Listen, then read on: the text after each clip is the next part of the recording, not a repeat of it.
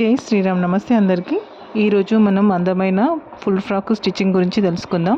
ఈ డిజైన్ చాలా సింపుల్గా కనిపించినా వేసుకుంటే చాలా రిచ్ లుక్ వస్తుంది. కస్టమర్ అయితే ఫస్ట్ ఈ శారీని బ్లౌజ్ స్టిచ్చింగ్ చేయించుకోవడానికి తీసుకొచ్చింది. శారీ చిన్నగా ఉండడం వల్ల శారీకి సెట్ అవ్వదంటే ఫ్రాక్ స్టిచ్చింగ్ చేయమని చెప్పింది. ఈ శారీలోని బ్లౌజ్ పార్ట్ని బాడీకి తీసుకున్నాం. ఇంకా కట్టు కొంగుకి వర్క్ అయితే తక్కువ వస్తుంది కదా, ఆ కట్టు కొంగులో నుంచి అయితే స్టెప్స్ డిజైన్ హ్యాండ్స్ కోసమని దానికి 80 సెంటీమీటర్స్ అయితే కట్ చేసుకున్నాను. పీస్ని 2 పార్ట్లుగా కట్ చేసుకొని ఇలా ఫోల్డింగ్ అయితే చేసుకొని మార్క్ చేసుకున్నాను.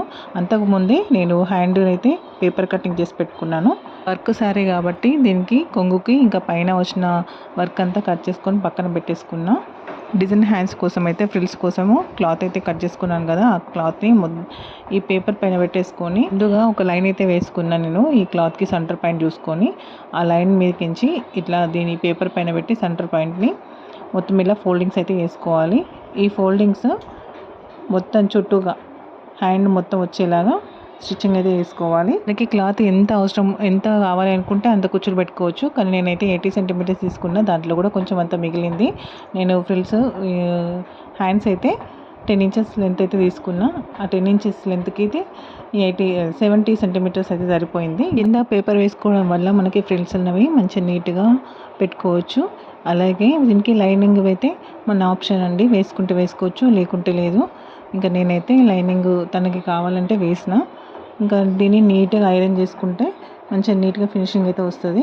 ఇదే కాదండి, ఇంకా బ్లౌజ్లైనా డ్రెస్లైనా పంజాబ్ డ్రెస్లైనా ఏవైనా కానీ మనం స్టిచ్చింగ్ చేసినాక కొంచెం ఇట్లా ఐరన్ చేస్తే ఫినిషింగ్ అన్నది నీట్గా వస్తుంది, మంచిగా అనిపిస్తుంది, లుక్ కూడా బాగుంటుంది. వేసుకున్న తర్వాత కూడా లుక్ అయితే చాలా బాగా అనిపిస్తుంది.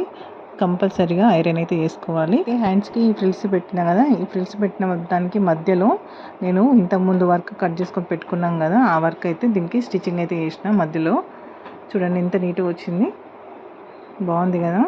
ఇలా వర్క్ అయితే సెట్ చేసి పెట్టేసిన దానికి హ్యాండ్స్కి. ఇప్పుడు నడుముకి ఫ్రిల్స్ అయితే చిన్న చిన్నగా పెట్టేసుకున్నా, పెద్ద పెద్ద ఫ్రిల్స్ కాకుండా చిన్న చిన్న ఫ్రిల్స్ పెట్టేసరికి లుక్ అయితే రెడీమేడ్ లుక్ బాగా వచ్చింది. వాటికైతే ఇంకా బ్లౌజ్ పీస్లోని తీసుకున్నాను కదా, ఈ బంచెస్ అయితే హ్యాండ్స్ కోసం అని ఇచ్చిన బంచ్, అది నేను ఫ్రంట్ పార్ట్కి అయితే యూజ్ చేసుకున్నా.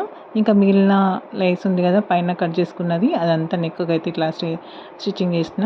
నెక్కి ఇంకా నడుము బెల్ట్కి కూడా ఇలా స్టిచ్చింగ్ అయితే చేసిన. ఎక్స్ట్రా మిగిలింది సైడ్కి వదిలేసిన. చాలా లుక్ అయితే వచ్చింది. ఇంక చిన్న ఫ్రిల్స్ పెట్టినా కాబట్టి ఐరన్తో దాన్ని ప్రెస్ చేసిన. అవి కూడా రెడీమేడ్ లుక్ తీసుకురావడానికి కానీ ఇలా చిన్నగా ఫ్రిల్స్ పెట్టి ఐరన్ చేసేసరికి లుక్ కూడా బాగా వచ్చింది. ఈ వీడియో మీకు నచ్చినట్లయితే లైక్ చేయండి, షేర్ చేయండి. ఇంకా మన ఛానల్ని సబ్స్క్రైబ్ చేయడం మర్చిపోకండి. ఈ శారీతోని ఫ్రాక్ ఎలా స్టిచ్చింగ్ చేస్తుందో, ఎలా ఫినిషింగ్ వచ్చిందో ఒక కామెంట్ అయితే చేయండి. Thank you.